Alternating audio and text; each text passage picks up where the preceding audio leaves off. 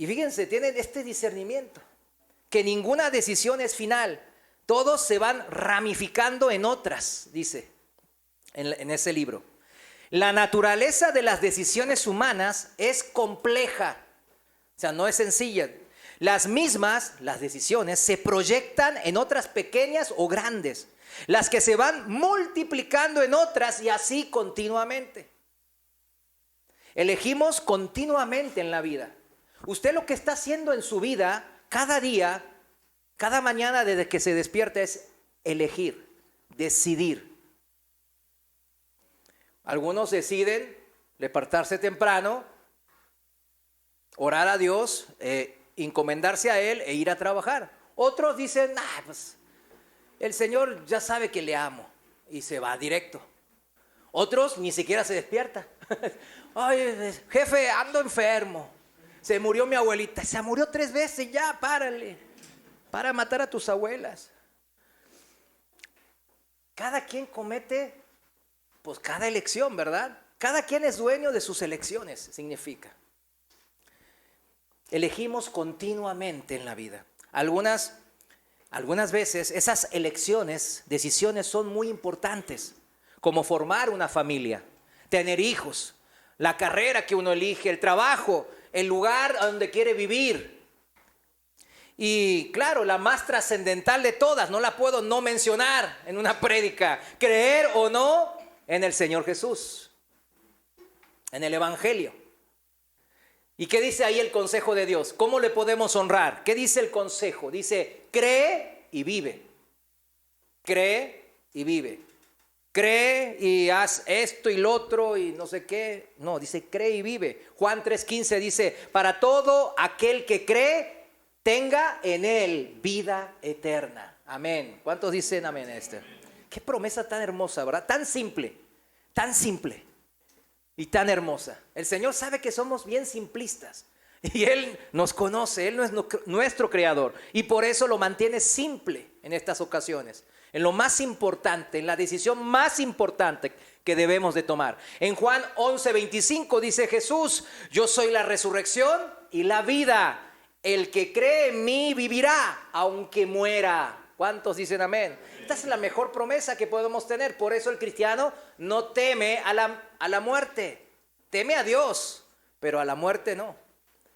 Y todo el que vive y cree en mí no morirá jamás. ¿Crees esto? Nos está preguntando el Señor en forma individual. ¿Crees esto? De esas decisiones trascendentales, claro, esta es la más importante de todas. Esta es la que usted no puede decir, paso, después. Ahora quiero vivir a mi manera, voy a vivir a mi manera mis propias decisiones y después, ya cuando sea viejito y en mi lecho de muerte, quizás ahí le diga al Señor, sí creo y me voy al cielito. Cielito lindo, no creo que vaya a haber, Nadie tiene asegurado, ¿qué dice? El día de mañana la palabra también. Es un consejo de Dios. Es un consejo de Dios. Haga un recuento rápido. Es fácil. En nuestra vida cada uno conoce su vida. Y verá que todo esto es cierto. Quizás algunos de aquí presentes recordarán alguna decisión trascendental tomada muy apresuradamente. No levante la mano, pero ¿cuántos tomamos decisiones importantes muy apresurados? A las carreras, cuando eso requería tiempo, paciencia, sin pensarlo demasiado, tomamos decisiones importantes. Y nos centramos en decisiones que no son importantes. Y estamos, ¿qué ropa me pongo para trabajar? ¿Me pongo esta playa? No, esta me veo más gordito. No, esta me veo flaquito. Y este zapato nuevo, no sé qué, y no combina con el pantalón, y pues ahí después llego tarde a trabajar, ¿verdad? O ¿qué quiero comer? No quiero comer esto, no lo otro, otra vez frijoles, no, pues no, ¿verdad? Entonces andamos tomando decisiones en las pequeñas, le damos demasiada importancia. Piénselo, o sea, va a encontrar, en cada uno de nosotros vamos a encontrar en nuestras vidas muchos ejemplos de esto. Mucha importancia a cosas que no son tan importantes y tomar muy a la ligera decisiones que son muy importantes, que de las cuales hemos dicho recién, bien claro, que la más importante, ¿cuál es? Creer y vivir. Si no, ¿de qué sirve? ¿De qué sirve, mis hermanos? Vivir en una vida, hacer todo lo que uno quiso y dispuso y después morir. Algunos dicen, no, hermano, ¿para qué me recuerdas? Traigo varias cosas, traigo pues un listado. Vieron que estamos haciendo, una vez al mes pensamos hacer eso de los testimonios, ¿verdad? Que pase una o dos personas. Y está bueno, ¿verdad? Que sí está bueno, los que estuvimos presentes, está bueno. Y yo les invito a los hermanos que Dios les ponga en su corazón. No hay que a la ventada, ¿no? Yo quiero pues, ser famoso, quiero que me digan y quiero que me escuchen. No. Si usted ora y el Señor le dice, comenta de esto, comenta del otro, hágamelo saber y lo programamos. Ahí está, lo pongo en la lista, ahí está, hay una lista. Realmente muy edificante, porque esas experiencias de decisiones buenas y malas que tomaron los hermanos se asemejan a las nuestras y nos hacen recordarlas. Y eso es bueno, es bueno.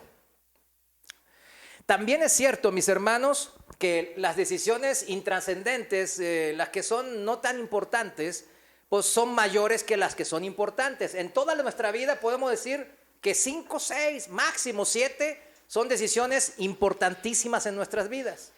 Usted chéquelo, va a ver que no son muchas, no llegan a 10. Y después todas las demás son decisiones que no tan importantes. O sea, son el gran cúmulo de decisiones que tomamos diariamente, la mayoría no son tan así importantes. Por eso la Biblia nos dice, el consejo de Dios nos dice, cada día tiene su afán, pero que no se quede uno en ese afán. Ay, no, ¿qué voy a hacer? Y, oye, mi jefe, tengo que entregar un reporte. Yo me acuerdo que cuando entregaba reportes ahí en la empresa que trabajaba, cuando son empresas multinacionales eran reportes muy complejos. Y no, yo me mortificaba muchísimo en el día de esos reportes. Había semanales, mensuales, trimestrales. Y se me acumulaban y yo nomás andaba siempre bien mortificado, ¿verdad? Pero, ¿qué reditó eso? ¿Qué cambió en mi vida? ¿Sí me entiende? Pues nada. Nomás es echarle ganas. Claro, hacerle trabajo bien en tiempo y forma. Pero de ahí más, no es algo que trascienda mi vida. Que pase a mi ser espiritual, que pase a la eternidad. ¿Sí entienden? No trasciende a la eternidad. Es algo que debo hacer en el día a día y ya, y punto. La inmensa mayoría de esas decisiones son por eso pequeñas e intrascendentes, olvidables, digamos. Pero también este cúmulo de decisiones pequeñas van terminando siendo parte de nuestra vida. Entonces, podemos decir que el conjunto total de las grandes y pequeñas decisiones es lo que nos va definiendo a nosotros como personas. Somos, en definitiva, la suma total de todas esas elecciones que tomamos. Y eso que yo soy, es entonces por esa acumulación de mis propias decisiones, pues define lo que yo soy, mi identidad. O sea, cuando usted se vea y diga, yo soy esto, este trabajador, yo soy así, asado, es porque usted acumuló muchas decisiones usted mismo en su vida. Por eso cuando dicen los jóvenes pueden rehacer su vida más fácil, ¿sí se da cuenta? Porque el cúmulo de decisiones tomadas es menor. En cambio, cuando más edad tenemos, más difícil es deshacer eso, porque el cúmulo de decisiones es mayor, mucho mayor. No se puede deshacer. El Señor define todo esto de una manera en Mateo capítulo 7. Acompáñeme ahí. Ahí en la palabra de Dios, Mateo 7, el mismo Señor Jesús nos define todo esto de lo que nos identifica. Mateo 7, 16, lo voy a leer en la traducción viviente. Sígame en su traducción si quiere. Dice así, Mateo 7, 16. Puedes identificarlos por sus frutos. Aquí está hablando de los falsos maestros, de los lobos, de la gente hipócrita, ¿verdad? De los que enseñan para descarriar. Pero se puede extrapolar, se puede extender a todas las personas esta enseñanza.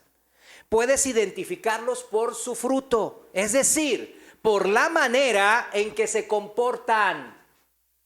¿Por cómo nos pueden identificar? Por cómo nos comportamos. O sea, cómo tomamos nuestras decisiones. ¿Acaso puedes recoger uvas de los espinos o higos de los cardos? Un buen árbol produce frutos buenos y un árbol malo produce frutos malos. Un buen árbol no puede producir frutos malos y un árbol malo no puede producir frutos buenos. Por lo tanto, dice el Señor, todo árbol que no produce frutos buenos se corta y se arroja al fuego. Eso es lo que hacen los agricultores. Ven que un árbol no da frutos o da frutos malos. Por ejemplo, yo acabo de compré un limón, un limonero, ¿cómo le dicen? El árbol de limones. Bueno, a ese. Y no, me da limones con sabor pues, diferente al limón normal, ¿verdad? Entonces yo digo, híjole, ¿qué tengo que hacer con ese árbol? Ya en vez de ser una solución, es un problema. Nomás consume agua. Y ahí lo tengo. Pero, ¿se da cuenta? No puede ser eso. No puede producir un árbol malo frutos buenos. Y ese árbol se corta y es arrojado al fuego. Versículo 20. Así es, de la misma manera que puedes identificar un árbol por su fruto. Puedes identificar a la gente por sus acciones. Esa es la analogía que el Señor nos está enseñando. ¿Cómo usted puede ser sabio? Identificar a la gente por sus acciones, no por lo que dicen o lo que dicen ser o el título que llevan. ¿Sí entiende? Esa es la manera, dice el Señor. Las acciones de las personas son el resultado de sus decisiones. Por eso las decisiones acumuladas en nuestras vidas van definiendo nuestra identidad. Puedes identificar a la gente por sus acciones, dijo Jesús. Puedes identificar a la gente por el resultado de sus decisiones, significa. Y qué importante es definirnos como hijos de Dios, ¿verdad? Es lo más importante. Usted le puede estar ahí, ay, yo no sé quién soy, pero usted no puede perder la identidad como hijo de Dios. Eso lo va a definir de por vida y hacia la eternidad.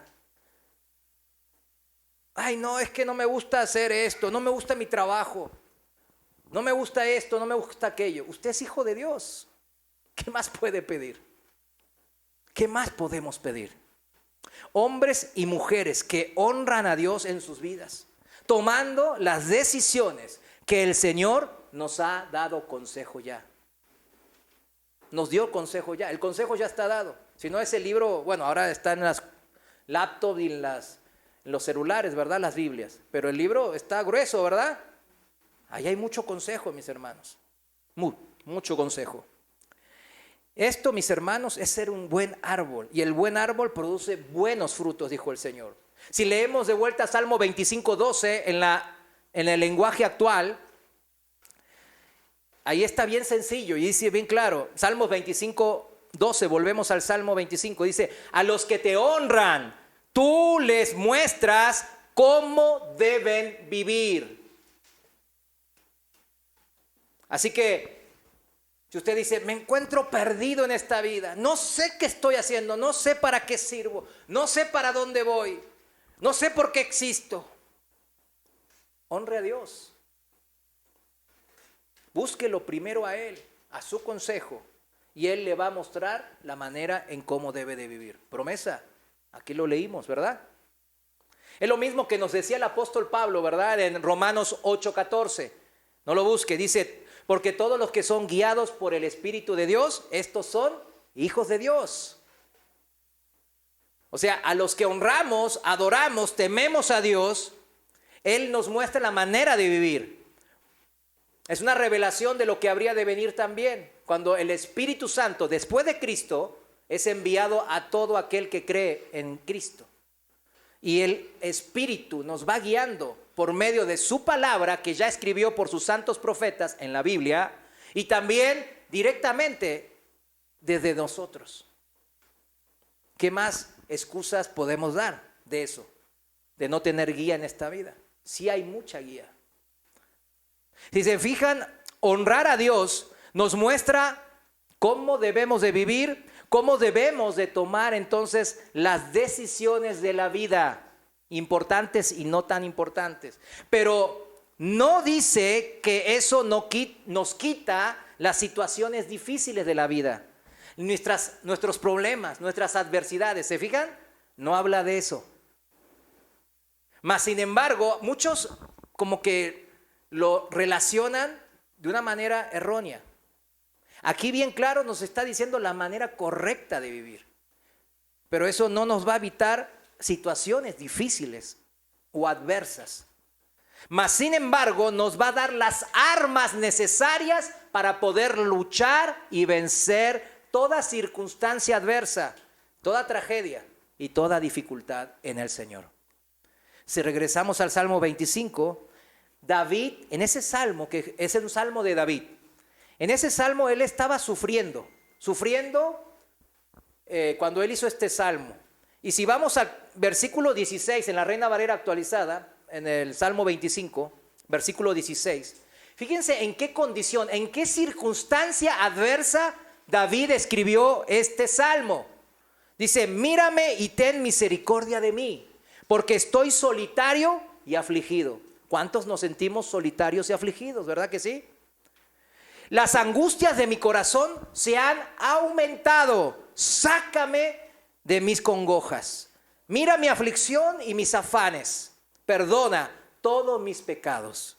Mira cómo se han multiplicado mis enemigos y con odio violento me aborrecen. Se sentía David solo y afligido. Estaba angustiado, y en una angustia que en su corazón iba aumentando porque sus problemas estaban ahí, firmes. Aumentaban los problemas en su vida, en ese tiempo de su vida que escribió el Salmo. Sus enemigos, dice que se habían multiplicado. Recuerdan que cuando él estaba escapando de Saúl, fue cuando escribió este Salmo. Saúl y su ejército lo perseguían. Se tuvo que escapar con los filisteos. Los filisteos no lo querían. Porque todos conocían la historia de David, ¿no? Saúl había matado 1000 y David a 10,000. ¿A quién? 10,000 filisteos. Entonces, como está viviendo ahí en medio de los filisteos, nadie lo quería. O sea, sus enemigos se habían multiplicado. Y él estaba lejos, en tierra extranjera, tierra enemiga. Y dice el versículo 20: guarda mi alma y líbrame. No sea yo avergonzado, porque en ti me he refugiado. El clamor de David era hacia aquel que le podía salvar y el que él estaba convencido. Él me va a salvar. No, mi trabajo me va a salvar. Si pierdo mi trabajo, pierdo mi vida. No es así. Dios me va a salvar. ¿Cuántos dicen amén? Amén. David lo sabía. Por eso él clamaba a Dios. David era el capitán de la guardia, era pues el que siempre se sentaba a la mesa a comer con el rey Saúl, ¿verdad? Y él perdió su trabajo. ¿Sí me entiende? Él estaba en comunión con Dios. Perdió su trabajo, perdió su puesto, perdió su lugar, perdió su esposa. Y tuvo que escaparse a tierra extranjera. Imagínense esa situación de David. Y por eso se sobreentiende este Salmo 25, en donde él estaba con una congoja grande, ¿verdad? Y hasta afanado. Pero David, a pesar de todas esas circunstancias, él no renegaba, él no se amargaba, que es muy diferente a acongojarse, a entristecerse, ¿verdad? Amargarse ya es otra connotación, que después vamos a ver. David no se amargó. Amargar, o sea, es empezar a despotricar al Señor. No, pues yo pensaba que tú eres el Dios bueno, ¿no? El que tiene poder. Y al parecer no lo tienes, porque yo estaba bien contigo y no hice nada, soy inocente y todo el mundo me odia. Y aquí estoy. Decía que cuando él llegó con los filisteos, se tuvo que hacer el loco, ¿verdad? Y decía que tenía que dejarse escurrir la baba, ¿no? Así como si fuese que está el loco. Imagínense David haciendo eso para salvar su pellejo, digamos. Esa es la situación triste que estaba él, ¿verdad? Sí comparto la tristeza, pero David no estaba, repito, amargado. Él sabía y por eso él clamaba: no sea yo avergonzado, porque en ti me he refugiado, en el Señor. Pero ¿qué significa? Que mi refugio, el lugar donde yo me escondo de las tempestades, de las situaciones adversas, de los problemas, ¿Qué significa que el lugar donde yo considero mi refugio, mi protección, mi escudo, sea el Señor? ¿Qué significa eso en palabras planas? Vivir honrándole. Siguiendo ¿qué? Su guía principalmente. Su enseñanza. No como algo secundario. Yo lo voy a hacer así porque me dijo un primo que es abogado, que él sabe, la tiene bien clara ese. Que presione a mi ex esposa y le saque todo lo que pueda y todo lo que reciba para la gloria de Dios. Yo se lo voy a dar la mitad, Señor, te voy a dar. De todo que le saque esa vieja bruja. Y lo digo como actuando, no se piense que aquí está mi esposa. Fíjense, o sea, ¿se da cuenta? No es eso. Es ir primeramente ¿a quién? Pasa un problema, ¿a quién tengo que ir? A Dios. A orar, a clamar como David bien aquí nos está demostrando. La manera como honrar a Dios. Cuando Dios se siente, porque en el sentido de que Él sabe mi corazón. Y dice, va a tener este problema. A ver, ¿qué hace mi hijito? Y nos ve ahí batallando, llorando. Él sufre junto con nosotros, porque es un padre bueno, mejor que nosotros. ¿Cuántos saben eso? Padres, saben que Dios es mejor que nosotros, ¿verdad? Amén, ¿no? Él sufre con nosotros, como nosotros sufrimos cuando nuestros hijos están tomando un mal camino. La están regando, digamos, como dicen. Pero Dios, ¿qué hace? Como Dios es todopoderoso, dice, bueno, a ver, ¿en dónde se va a refugiar mi hijito? Y lo ve que empieza a refugiarse en otras cosas, en el alcohol, en los amigos de la infancia, yo qué sé, etcétera. Y puede haber uno que otro que le dé un buen consejo, pero no se refugia en el Señor. No le da la gloria, la honra primeramente a Dios, buscando en su palabra, en la oración, la protección y el consuelo.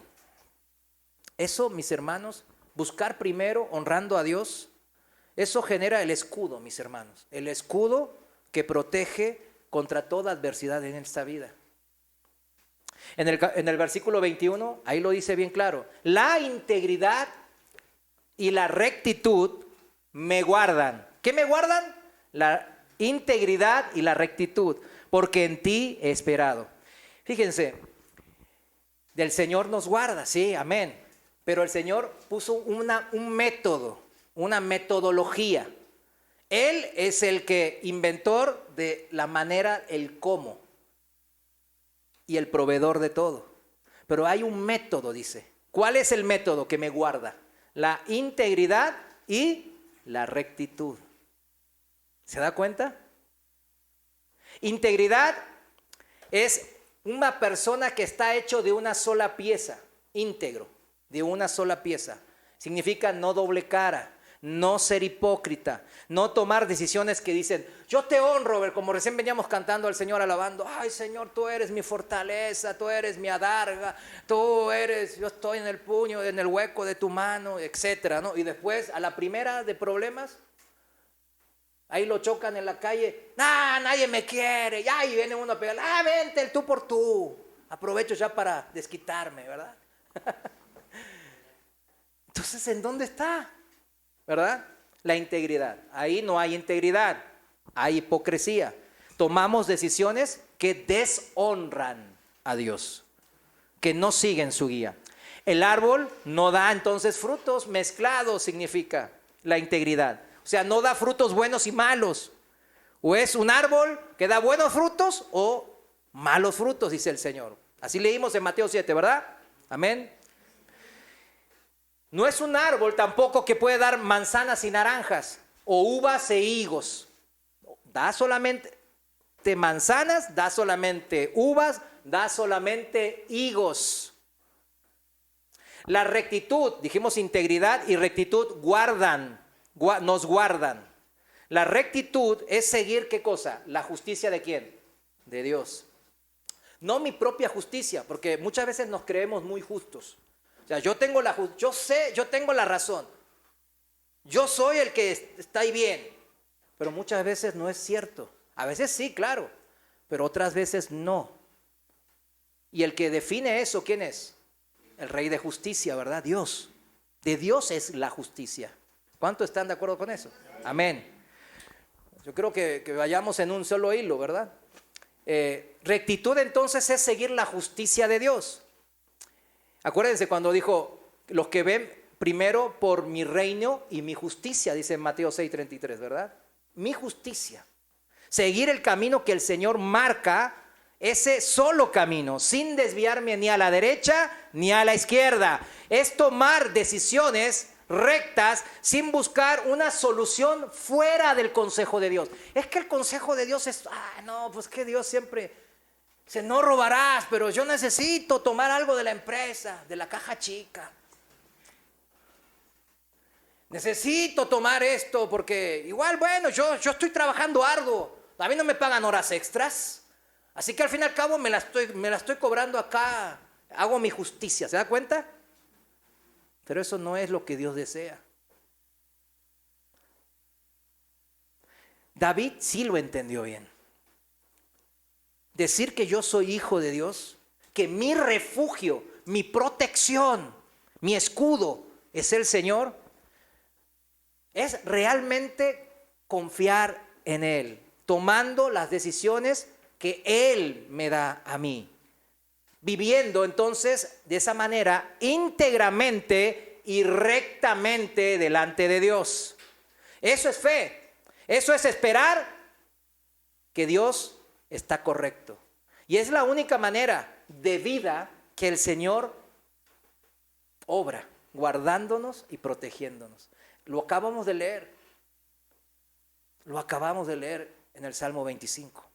Por eso David, repito, convencidamente, ¿verdad? Acuérdese en la situación que estaba David, en el desierto. Acuérdese de sus hombres, los 400 hombres que andaban con él, que después se volvieron 600. Bueno, ¿quién eran? ¿Qué dice la Biblia quién eran? Los renegados, los que iban a la cárcel, ¿verdad? Lo peor de la sociedad, ¿verdad? A ellos se le juntaron a David. Y con ellos él andaba por el desierto. ¿En el desierto hay mucha agua? ¿Hay muchas cosas que comer? No. ¿Está bueno el clima? No. Hace poquito fui ahí a Arizona. Estuve 9 días. Y es un desierto ahí tremendo. Toda mi piel se descamó. O sea, descamada. Ya me había pasado cuando antes yo iba a trabajar mucho a Las Vegas. Y a veces me quedaba 2 semanas. Y me gastaba un bote entero de crema. Porque me descarapelaba tanto que me salía sangre. O sea, el desierto no es un lugar bueno para ir y decir, qué padre está la vida aquí. Cuando David vivía ¿en dónde? En el palacio, junto al rey. ¿Se da cuenta en cuando él entiende en que esperar en ti, cuando él dice, porque en ti he esperado, significa que él se va a mantener íntegro y recto delante de Dios para que Dios lo guarde? ¿Cuántos dicen amén? ¿Cuánto hemos entendido esto? Amén. Esto es la manera de la vida del cristiano, mis hermanos. ¿Quieres ser bendecido? Aquí está la clave.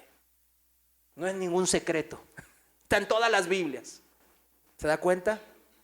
Otro que entendió como David fue nada menos que el apóstol Pedro.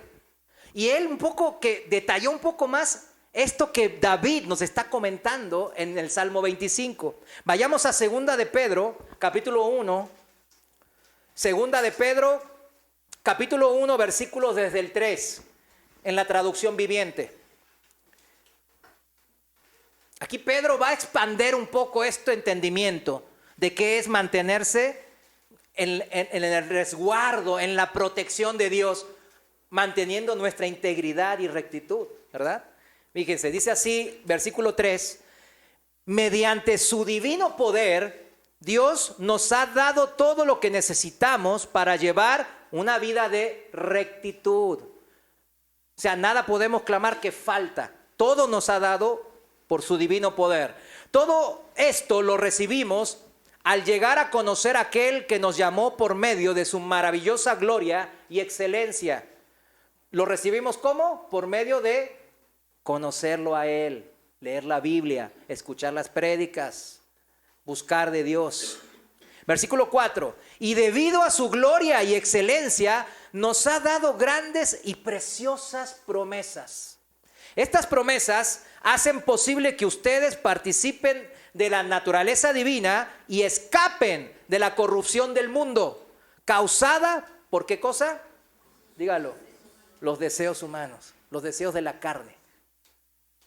No se le puede echar la culpa a Dios. Promesas que aquí dice el apóstol Pedro, como la que leímos en Salmos 25-21, no retroceda ahí, pero ya lo sabe de memoria. La integridad y la rectitud me guardan porque en ti he esperado. O sea, si yo espero en el Señor, me resguardo en el Señor, me mantengo íntegro y recto, a pesar de las pruebas y las tentaciones, etcétera, el Señor me promete guardarme. En la situación más horrible que esté, Él me va a guardar. Hace poquito liberaron a unas prisioneras hebreas, judías, ¿verdad? De Hamás, el grupo terrorista, ¿verdad? Yo veía los videos cuando ellas eran golpeadas y se notaban que habían sido molestadas. Y era tremendo porque gente joven, ¿verdad? Entonces yo me ponía en el lugar como si fuera su padre y decía, qué tremendo, ¿verdad? Y tener a mi hija secuestrada con esa gente loca, ¿verdad? Que la está abusando. Y cuando salieron, y una decía, ¿no?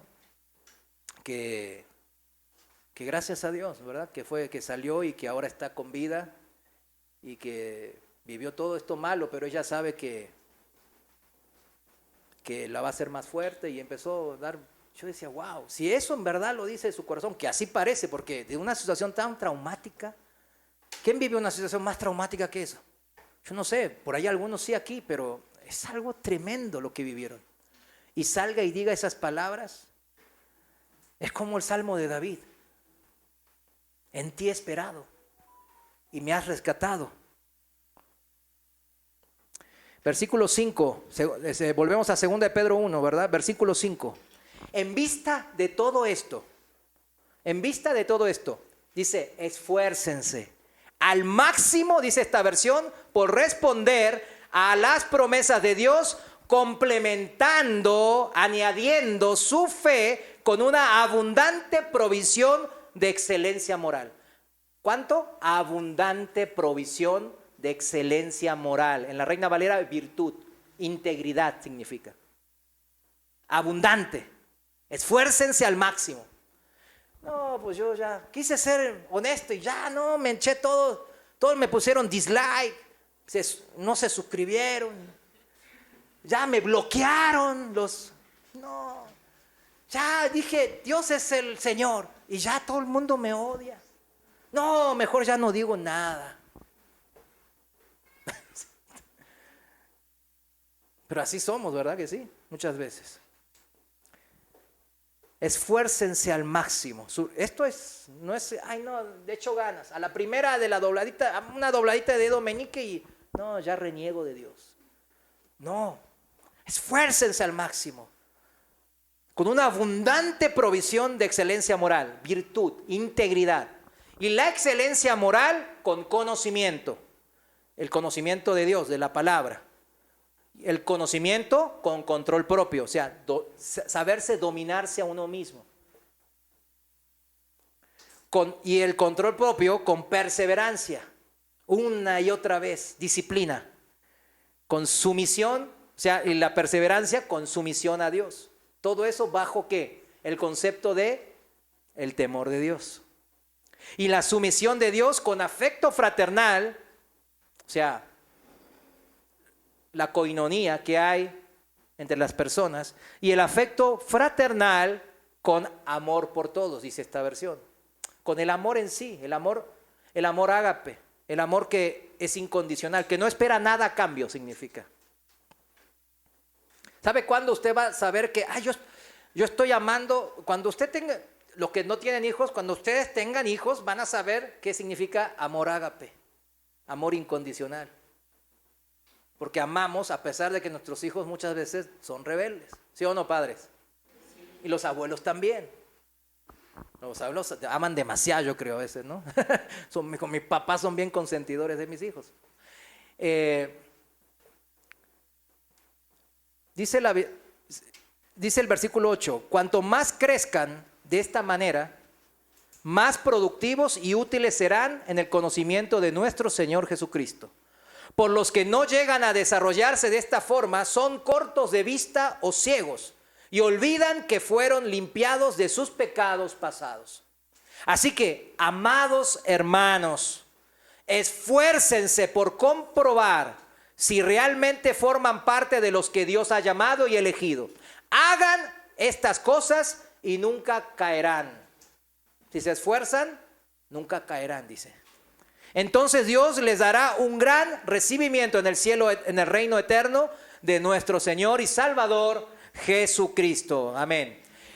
Si se dio cuenta, todo lo necesario para vivir una vida bajo el amparo de Dios, bajo su protección, es guardados del peligro, ¿verdad?, de la vida. No significa que nos saque del mundo, sino que nos deja en el mundo y nos guarda en el mundo, como Noé en la arca. No lo sacó, lo dejó en el mundo para que, yo creo que nunca habían visto un diluvio, ¿no? Noé y su familia. Y ver que toda la tierra se inunde de agua, yo no sé qué le puede causar a usted. O sea, sí causa un poco de temor, ¿no? Ver pues, todo el agua moviéndose, la lluvia que no cesa. Pero Dios los mantuvo en el arca.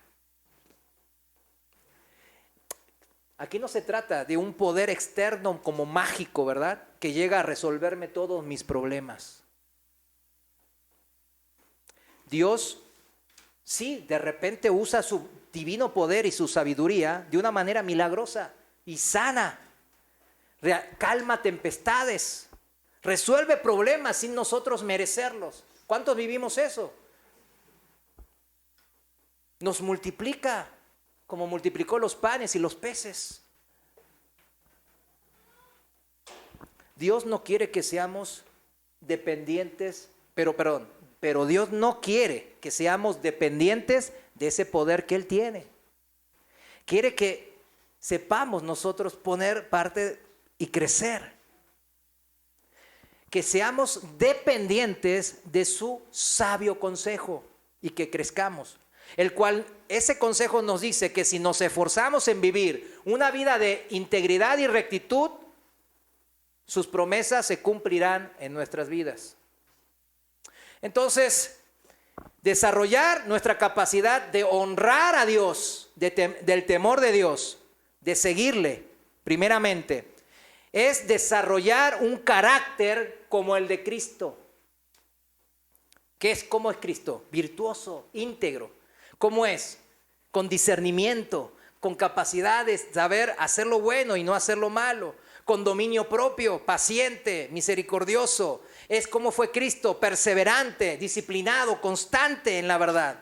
Sumiso a Dios, humilde, obediente y hasta la muerte de cruz. Siempre le dio el privilegio al Padre en todas sus decisiones. Y hasta antes de morir, Él dijo, hágase tu voluntad, Padre, y no la mía. Él nos dio el ejemplo perfecto, el consejo perfecto a través de su vida para nosotros poder seguirlo. Él mostró ese afecto fraternal por todos. Él lloró por el pueblo de Israel aun cuando lo querían matar. Y mostró su amor en esa cruz del Calvario, aún hacia sus enemigos. Perdónalos porque no saben lo que hacen. Todo ese esfuerzo del Señor se basó en la confianza que Él tenía en el Padre, en que lo iba a levantar de los muertos y subir al trono, a la diestra de su trono de gracia. En el versículo 5 dice, en vista de todo eso, de vuelta volviendo a Pedro, esfuércense al máximo por responder a las promesas de Dios, complementando, añadiendo su fe con abundante provisión de excelencia moral. Todo este esfuerzo de hacer parecer nosotros, nuestra vida, nuestro carácter, al carácter de Cristo. Es un esfuerzo grande, mis hermanos. No es fácil. Por eso dice que se esfuercen al máximo. No es fácil porque lo primero que sale en nosotros, ¿qué es? Nuestra carne. Siempre. Por eso se requiere de esa disciplina diaria, decisiones diarias. El cristiano es como un soldado, dice la Biblia. Por eso se debe de disciplinar diariamente en las cosas de Dios. Y todo eso empieza, claro, con la fe en Jesús, en que el ejemplo de Jesús es el que yo quiero seguir. Yo tengo que decir, ese ejemplo en el Evangelio, en los Evangelios, es el que yo quiero seguir. Y ahora, bajo esa convicción del ejemplo que yo decido seguir, el de Cristo, yo puedo empezar a vivir, a añadir a mi fe virtud y todo lo demás, conocimiento, dominio propio. Comienza un cambio radical, totalmente de 180 grados en mi vida. Y eso se hace tomando decisiones que son del agrado de Dios. Para ello, debemos entonces desarrollar ese carácter. ¿Vieron en dónde se centró Pedro? En 2 Pedro capítulo 1. ¿En dónde se centró Pedro? ¿En el poder de Dios para hacernos milagros, sanarnos, etcétera? ¿Que es verdad esto también? No, se centró en el carácter de los cristianos. Y dijo, esfuércense en generar un carácter como el de Cristo. Debemos desarrollar como cristianos nuestro carácter, a uno como el de Cristo, como el de Dios, conformando nuestro corazón al de Dios, moldeándolos a su imagen, como bien lo entendieron David y Pedro.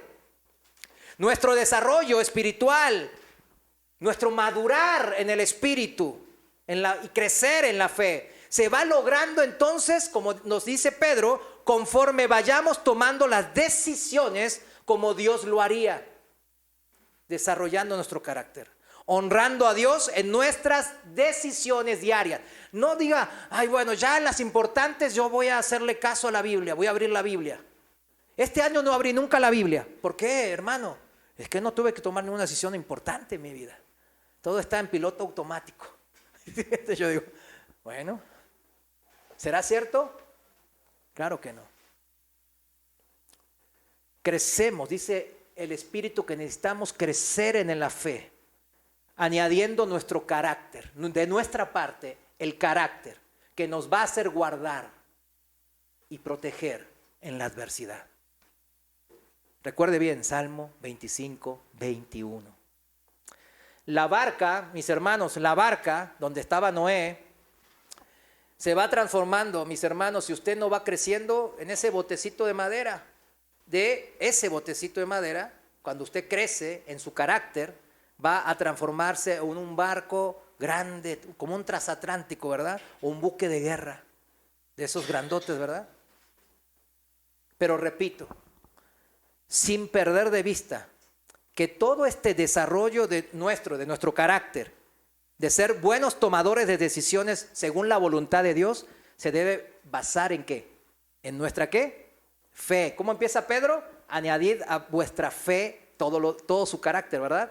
Si no hay fe, usted puede ser el hombre más moral del mundo, pero pues, de nada sirve.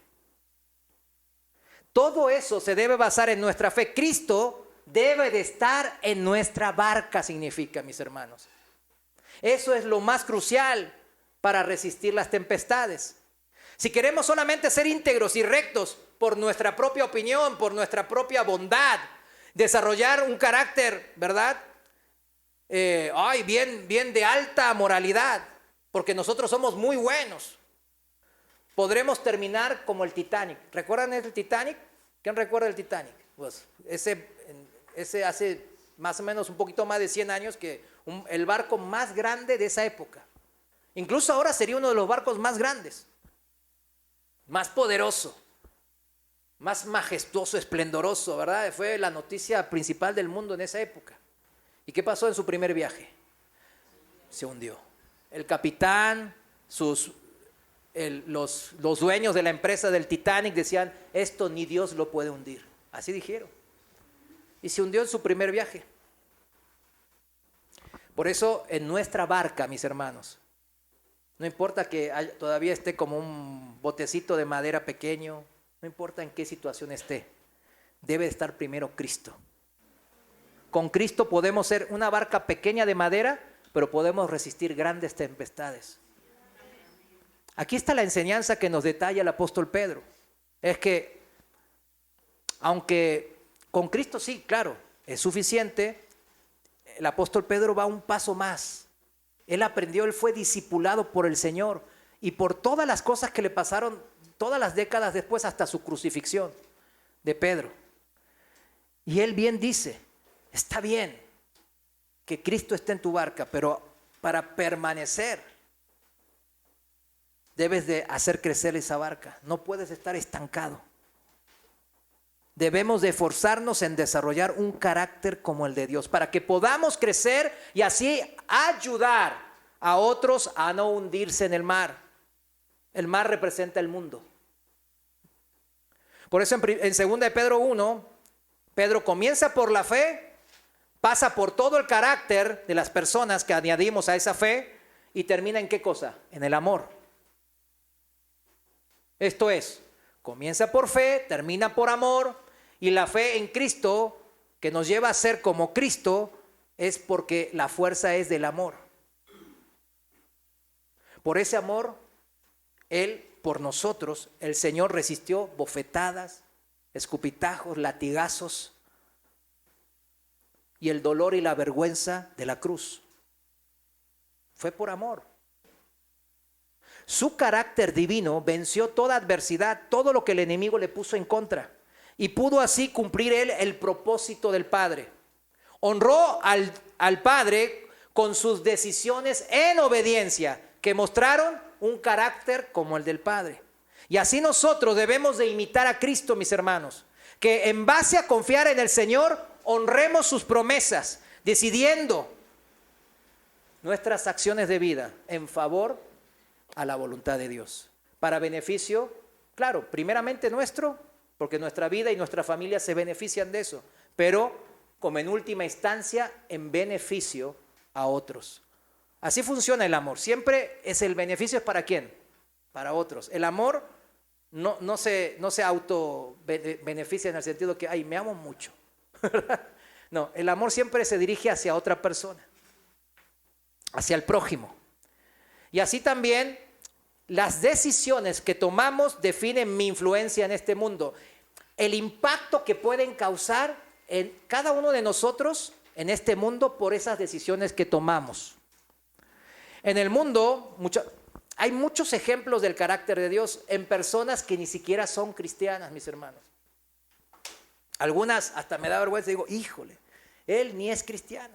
Y lo reprochan mucha gente que es incrédulo, atea. Miren, ustedes son cristianos y esto y este que no es cristiano, miren lo que está haciendo. Hay una historia de una doctora, Alice Stewart se llama, Alice Stewart, que ella nació en Inglaterra en 1906. Ya falleció, ¿verdad? Estudió ella medicina, se especializó en epidemiología y en particular en los efectos de la radiación. A raíz de sus estudios de la doctora Alice, en el año 1952 descubrió por medio de comparaciones estadísticas que las mujeres embarazadas sometidas a los rayos X presentaban altos porcentajes de que sus hijos nacieran muertos o gravemente enfermos. Y ella decía, eso es por motivo de la radiación, de los rayos X a los cuales son expuestos en el embarazo. En esos años, la panacea de la tecnología empezaba, ¿verdad? Los rayos X eran lo máximo. O sea, hazte rayos X para todo. O sea, todo es bueno. Hazte, estoy enfermo, hazte un rayo X. A ver qué tienes. Era lo último, el último grito de la moda en ciencia, de la ciencia de medicina. Entonces, ella, la doctora Alice, descubrió que ese avance en la ciencia, que es un avance, ciertamente es un avance, ¿sí o no? Sí es un avance, pero ella descubrió que ese avance afectaba gravemente a la salud de las mujeres embarazadas que se exponían a esos rayos X. Y por ello ella decidió que iba a dar a conocer y conocer de todas las formas posibles que ella podía, de lo que ella estaba convencida según las estadísticas que ella descubrió. Pero ¿qué hizo? Efectivamente, durante años tuvo que luchar contra viento y marea. Todo el mundo la tildó de loca, de, ¿cómo le llaman ahora? Teorías de la confabulación, ¿verdad? fake news, le dicen en inglés, noticias de mentirosas, y así la tuvieron durante décadas, fíjese, décadas. Durante años ella hizo campañas, a pesar de que la violentaban gobiernos, otros científicos, otros médicos del mundo, y la rechazaban. Y también en esa época las mujeres las despreciaban bastante, ¿verdad? También. No las tomaban en cuenta. O sea, sufría doble persecución, ¿verdad? Pero su acción fue reconocida décadas después. Imagínense el desaliento y la frustración que ella sintió por décadas.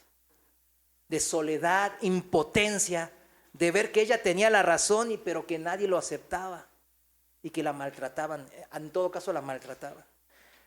Qué fácil hubiese sido para ella abandonar esa postura, ¿verdad? Decir, que se mueran, igual yo ya, pues ya mis hijos ya están grandes, yo no, pues no voy a hacer, pues que se mueran, ¿verdad? Mas sin embargo, ella fue constante y perseveró, se esforzó. Hoy en día, cuando usted entra a la sala de rayos X, no sé si recuerden, va a haber carteles que advierten que a las mujeres embarazadas no pueden estar ahí, tienen riesgos de exposición. Póngase a pensar en Alice Stewart, ¿no? La doctora, e imagine la cantidad de vidas que ella salvó por medio de su decisión de seguir firmes. Con su sola conciencia, que el Señor le dio, claro, con su sola conciencia la doctora Alice decidió ser íntegra y recta, sin conocer a Dios. Perseveró a través de todas las burlas y menosprecios, y su decisión salvó a muchos. Hay cristianos que no toman decisiones ni como la doctora Alice, ¿verdad? Que profesan ser de fe, pero en vez de demostrarse en acciones, pasa a esa fe a ser exhibida como fake, como fake news, ¿verdad? Y pasan a ser medios de tropiezo y no medios de bendición. Dios nos ha llamado a ser medios de bendición para que amemos a otros, sirvamos a otros, aún a los enemigos, dice. Pero muchos cristianos piensan que eso haga que el pastor lo haga, que los evangelistas, no, conmigo no cuenten. Vamos a cerrar la enseñanza de hoy con otro ejemplo de vida, pero ahora está en la Biblia. ¿Recuerda a José, hijo de Jacob, al que vendieron como esclavo sus hermanos a Egipto? Bueno, él fue vendido por 20 piezas de plata, ¿verdad? Cuando él más o menos tenía, dice la Biblia, dicen los teólogos que más o menos tenía él entre 16 y 18 años, por ahí andaba. O sea, era un joven hombre, ¿verdad? Era entonces este José joven que fue traicionado y vendido como esclavo a sus hermanos, una persona que puede decir uno, ay mira, no tiene experiencia, está chavo. ¿Era eso? Pues sí, ¿no? Estaba joven, 17 años promedio. ¿Tenía José la Biblia para que su sufrida travesía a Egipto como esclavo sea mejor? No, ¿verdad? Tampoco. Tenía que pasar 400 años para que apenas 400 años después Moisés escriba la Torá, el Pentateuco, ¿verdad? Los 5 primeros libros de la Biblia. 400 años y feria después. O sea, era joven, abandonado por su propia familia. Sus hermanos lo traicionaron y lo vendieron a traficantes de personas. En tierra extranjera, tierra pagana, con culto a dioses paganos. Cultura totalmente diferente, idioma diferente. Joven, sin pergaminos del consejo de Dios, vamos a decirlo así, ¿no? Sin la Biblia. Ni siquiera sin ningún familiar o conocido ahí. Solo con lo que Jacob, su padre, le había dicho de Dios, de parte de su bisabuelo Abraham y de su abuelo Isaac. Era todo lo que él tenía. Póngase a pensar lo que él tenía, y con eso poco que él tenía, él creyó. Y como dice la Biblia, fue tomado como justo cuando uno cree. Con eso Dios Dios lo tuvo. ¿Cómo estuvo José en Egipto? No, llegó a Egipto y lo liberaron. De repente salió volando, el Señor lo apapachó, le puso no sé qué. No, siguió como esclavo y trabajó arduamente, ¿sí o no? En la casa de Potifar. Cuando trabajó arduamente, ¿cuál fue la recompensa de ese arduo trabajo? Que la esposa de Potifar lo andara tratando de violar, ¿verdad? Y después, ¿qué hizo Potifar? Le creyó a la esposa. Y el premio fue, de su arduo trabajo, ¿qué fue? Ser encarcelado. O sea, ahora estaba peor. ¿Qué tenía él? Era esclavo y era prisionero. ¿Sí me entiende? Estamos hablando que años. No estamos hablando que todo esto transcurrió en un par de meses. Pasaron años. Cuando José llegó a ser primer ministro, dicen más o menos los teólogos que él tenía 30 años. Entonces, ¿cuántos años pasó? Pues mucho tiempo, más de 10 años. En todos esos años, si usted va a Génesis y ve la historia de vida de José, él persevera, aún y a pesar de las circunstancias adversas. Recuerda como David, tenía todo en contra, pero él decía, en ti me he refugiado. Y yo a veces me pongo a pensar y le he preguntado al Señor, este José no tenía nada. Nosotros tenemos 66 libros, el consejo completo, la revelación completa de Dios en nuestras manos. Tenemos al Espíritu Santo morando en nosotros, a todos aquellos que hemos recibido en fe la gracia del Evangelio. Y no podemos decir, si me pasara lo que a José le pasó, que digamos, aquí está, no sé, por citar a algunos hermanos acá sentados, no se crea, me digan, no, pues ahora viene el anticristo y ya, bueno, vamos a encarcelar a todos y nos escondemos. Y después de repente llega el hermano Pepe y dice, mira, aquí está el pastor, y dice que no se echa para atrás, que Jesucristo es el Señor. Ahí está, mírelo a él, ahí está escondido como una rata allá abajo.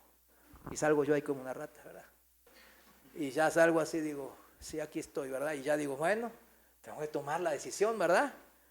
De honrar a Dios o escaparme. Digo, no, pues sí. Y me voy para allá. Pero yo inmediatamente me aferro a la palabra de Dios, a sus promesas. Tenemos un montón de pasajes bíblicos que lo sabemos. Tenemos al Espíritu Santo que nos reconforta. Y nos da esa paz que sobrepasa todo entendimiento. Pero José, ¿qué tenía? Yo digo, increíble. Su integridad y su rectitud, su carácter como el de Dios, era tremendamente firme, a pesar de todas las adversidades. Lo primero que hizo él, añadió, si vemos la historia de José, añadió excelencia moral. Pudo haberse acostado con la esposa de Potifar y nadie se daba cuenta. Que esa es una vieja que quiere, pues está loca. Vamos a cumplir y ya, y yo también, ¿verdad? Satisfago mis deseos sexuales y se acabó aquí, nadie se entera. Dios se entera. Eso es lo peor. No importa si nadie se entere, Dios se entera. Y el que nos guarda dice que nos va a guardar por medio de ¿qué? La integridad y la rectitud. Punto. Pero José, vemos cómo él mantuvo. No, pero si yo le resisto, ella me va a mandar a la cárcel. No importa, el Señor sabrá. Y fue a la cárcel. Mira, ladrón, violador y todas las acusaciones, ¿verdad? Como le hicieron también a la doctora esta, Alice. Estás loca, tú eres mujer, pero no sabes. Tú cómo eres ni siquiera doctora, dices tontera, el rayo X es lo mejor. Es lo mismo.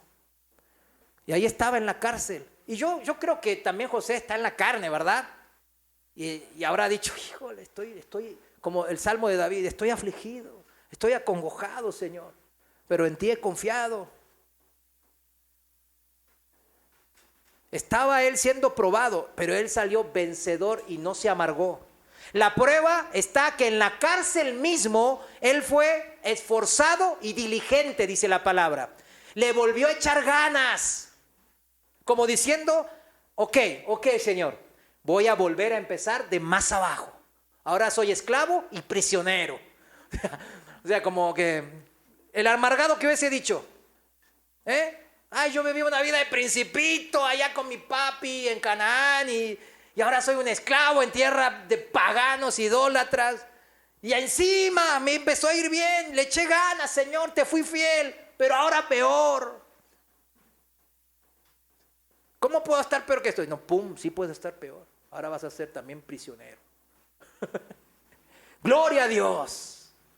Nadie diría eso. Pero el amargado, el problema es que ahí empieza a echarle la culpa a Dios. Eso es el amargado. Señor, ¿por qué no me amas a mí como amas al hermano? El hermano le va bien y mírame a mí cómo estoy. Y empieza la amargura. Y en la amargura el diablo se regocija, mis hermanos. Empieza ahí a meter pensamientos.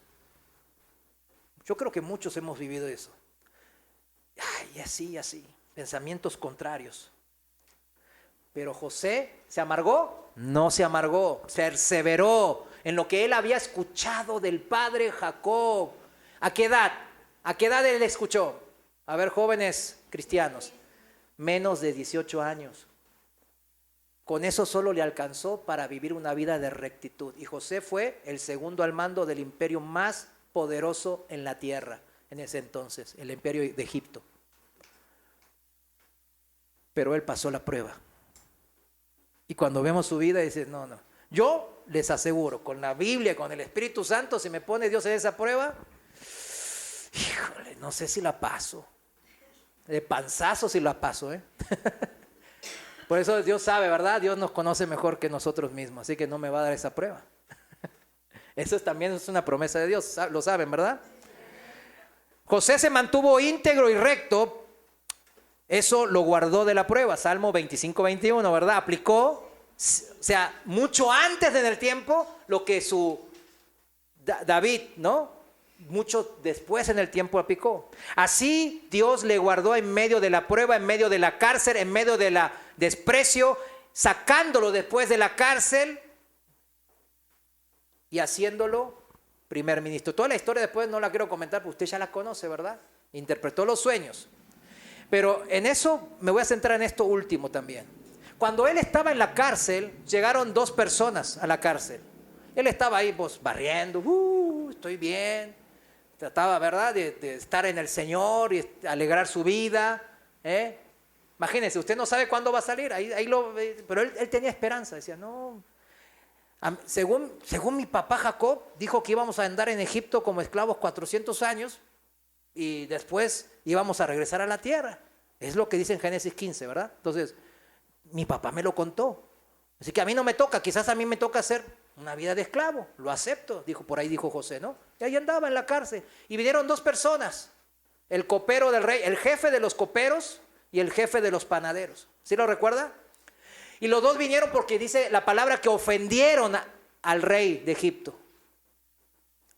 Y ahí podemos ver en esos pasajes, en Génesis 40, podemos ver que José estaba íntegro y recto delante del Señor, que no estaba amargado en ninguna manera. Vemos que él, cuando llegan, él los ve y los trata unos días, dice que la palabra que les estaba sirviendo. Y un día ellos tuvieron un sueño cada uno y se despertaron afanados, atribulados y tristes, dice la palabra. Entonces José se dio cuenta inmediatamente. ¿Por qué están tristes?, le preguntó José. ¿Eso puede salir de una persona que nomás está interesada que le vaya bien a sí misma? Claro que no. Yo estoy aquí barriendo en la cárcel. Y Dios tiene promesas, pero ¿por qué a mí no me da esas promesas? Ay, estaba yo. Entonces ni se da cuenta si estaban tristes o no, que se mueran también. Estamos aquí en esta posilga de cárcel. ¿Sí me entiende? Mal agradecido. Pero no, él estaba, bueno, aquí me tiene el Señor, por algo es. Vamos a echarle ganas aquí también. Vamos a barrer, Y tan es así que el jefe de la cárcel le dijo, este es el buen hombre. Te pongo arriba de todos los que están aquí. Tú vas a ser el administrador de la cárcel. Y dice que Dios le dio gracia. ¿Qué significa eso? Que Dios lo guardó por su rectitud, significa, y por su integridad. Dios, ¿por qué lo guardó? Por su rectitud y integridad, por querer tener un carácter como el de Dios. Y así fue que él también se dio cuenta que estaban tristes dos personas que habían llegado nuevas. Y les preguntó, oye, ¿por qué están tristes? Que tuvimos un sueño. Ah, tu sueño no, pues tu sueño es que te van a restituir al copero y al panadero. No, a ti te van a dar cuello en 3 días, mis hermanos. ¿Y qué pasó? Pasó eso. Entonces ya José dijo, el Señor me dio este sueño, es para salvarme. Gloria al Señor. En 3 días, pues 4, 5, una semana, ya estoy fuera. Por eso le dio este sueño a ellos. Listo. ¿Y qué pasó con el copero? ¿Qué dice? Que el copero se olvidó de José. Imagínense. ¿Cómo dicen? Llueve sobre mojado, ¿verdad? Pobre José, José dijo, y era un joven, ahora por ahí tenía 20 y tantitos años. O sea, no menosprecien a los jóvenes, mis hermanos. Nunca menospreciemos a los jóvenes. Este joven tenía una fe de un gigante. Yo ya me hubiese recontra amargado. Recontra amargado, ni siquiera amargado, ¿verdad? Y lo olvidó durante años, no unos meses, años. ¿Qué hubiese pasado con nosotros años después de eso? No, pues ya aguanté hasta aquí, pero ya troné. Dios no existe, ¿qué es esto? Aguantó. Y después el faraón tuvo un sueño y ya sabemos el final de la historia. José fue llamado, interpretó, se le dio el anillo y fue primer ministro, gobernador de todo Egipto. Así obra el Señor, mis hermanos. Eso es la manera de obrar. ¿Tenemos la paciencia y el carácter de Dios para aguantar como José? ¿Cuántos dicen amén? Fíjense cómo dice, por último, Génesis 45:7. Lo voy a leer esto para que lo pongan. Génesis 45:7. Miren cómo se ve el corazón de un carácter como el de Dios, tomando siempre decisiones que honran a Dios. Lo voy a leer en la traducción viviente. Génesis 45:7 dice, Dios le dice a sus hermanos, porque los hermanos tenían miedo, este se va a vengar de mí, este quiere venganza. No. Miren, Dios me hizo llegar antes que ustedes para salvarles la vida a ustedes y a sus familias y preservar la vida de muchos más. No buscó venganza ahora que podía hacerla. Amo a mis hermanos, dijo. Aunque en la carne pues le quiero dar un coscorroncillo a estos. Pero como los amo y yo sé que la justicia es de Dios, Él es el juez y yo no soy juez, yo voy a aplicar el carácter de Dios, que es el amor, perdonándolos y salvándolos del hambre y de la muerte que había en todas las regiones de Canaán. Este es el carácter como el de Dios, que se va forjando por las pruebas y las adversidades. ¿Cómo se va forjando? Por las pruebas y las adversidades. Por eso dice la palabra también que demos gracias y gloria a Dios en las pruebas y en las adversidades, porque eso Dios es lo que utiliza, la enfermedad, la prueba, la escasez, ¿para qué? Pulirnos a su carácter. Es la oportunidad de oro que usted y yo tengo para poder parecerme más a Cristo. Y este es el carácter que dijo José. Y dice en el versículo 8, por lo tanto, fue Dios quien me envió a este lugar. ¿Quién dice José que lo envió a ese lugar? Dios, no ustedes que me vendieron y me traicionaron, malditos. No dijo así, ¿verdad? Malditos hermanos, y ya, guardia. Y le salió la carne. No, aguantó vara. Fue espiritual porque su carácter estaba grande, engrandecido. No se quedó en la fe, la añadió con excelencia moral, conocimiento de Dios, etcétera, etcétera. Y ahí fue que él dice, entendió, no fueron ustedes, Dios los usó a ustedes para que yo llegara aquí, porque de mi propia voluntad yo no iba a llegar a Egipto. Por eso Dios los usó a ustedes y fue Él quien me hizo consejero de Faraón, administrador de todo su palacio y gobernador de todo Egipto. ¿Cómo entienden ustedes sus problemas, mis hermanos? ¿Cómo entendemos nuestras situaciones difíciles que estamos atravesando? Nuestras enfermedades. ¿Como lo hizo José? No nos amarguemos, dice la palabra. Tomemos decisiones que honran a Dios. No lo hagamos como hicieron muchos ejemplos malos en la Biblia, sino como lo hizo José, honrando a Dios en todas las decisiones que hagamos, formemos un carácter que enfrente las tempestades de la vida siempre con fe, con Jesucristo en la barca. ¿Cuántos dicen amén? Póngase de pie. Señor, te damos gracias, mi Dios, porque tu mensaje lleva tu poder, un poder que es a través de tu palabra, mi Dios, de la verdad de tu palabra. Y tu palabra es poder para salvación, mi Dios. Señor, tú quieres que muchos de aquí sigan añadiendo a su fe, que no se queden estancados en que solamente creyeron y ahora tienen vida eterna, sino que Dios quiere que seamos iluminados y seamos luz ahora, reflejemos tu luz en que tú vives en nuestras vidas y eres Señor de nuestras vidas, y que se refleje en nuestras relaciones, empezando en la familia, en las congregaciones, en los trabajos, en donde quiera que tú nos mandes, Señor.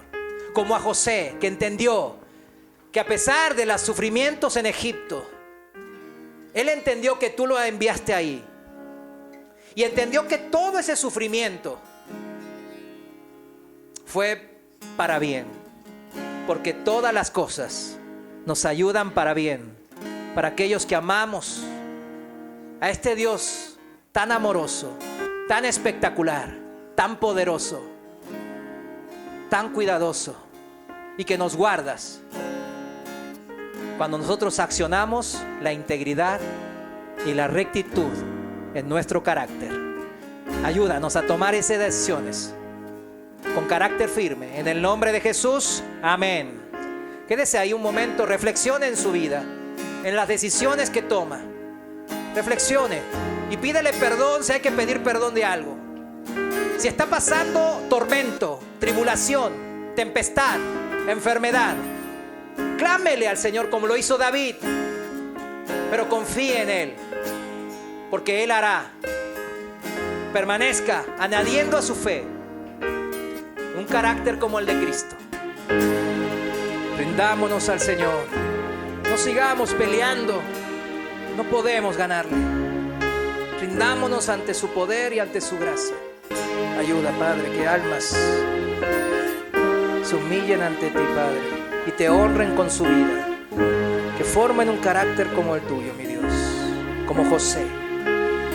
Oh, Padre, transforma estas vidas, mi Dios, y guárdanos en esa integridad y rectitud que tú preparaste. En el nombre de Jesús, gracias. Amén. Denle un fuerte aplauso al Señor. Él es digno.